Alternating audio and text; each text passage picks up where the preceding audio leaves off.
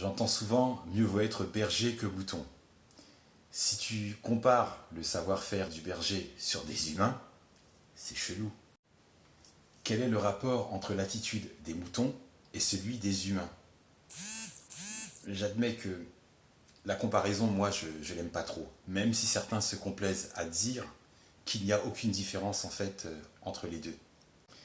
Mais pour se mettre en situation, au moment où on met l'accent sur l'inflation, la crise de la dette, crise financière, la guerre en Ukraine ou réchauffement climatique, etc., etc., tu verras que c'est le moment où la peur est exercée en fait sur la population.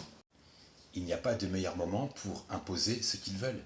La preuve, une crise sanitaire, et ils ont réussi à confiner des milliards d'êtres humains sur toute la planète.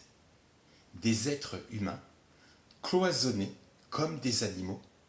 Tu peux penser à l'animal que tu veux, hein, mais bizarrement, beaucoup pensent aux boutons. Ça a été une expérience où des gens ont pété les plombs, donc une expérience qui a quand même permis de déshumaniser les peuples par la force et par le contrôle. Et toutes ces têtes de liste, ces grands représentants, les grandes gueules, les grands chefs rebelles du gouvernement, ils ont accepté leur confinement.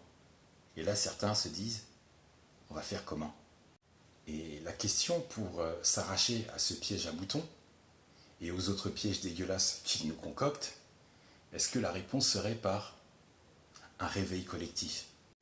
En contrepartie, ne gaspille pas ton temps à guider les moutons. Ça ne sert à rien de perdre son énergie à démontrer la stratégie dans laquelle sont victimes les moutons, excepté si tu en croises un déjà éclairé. Par contre, le con, il ne captera pas tes éclaircissements, parce qu'il est con. Mais c'est pas sa faute, il est juste con, et il en a le droit. Mais surtout, pas de jugement. Mais par contre, le réveil collectif, c'est pour quand?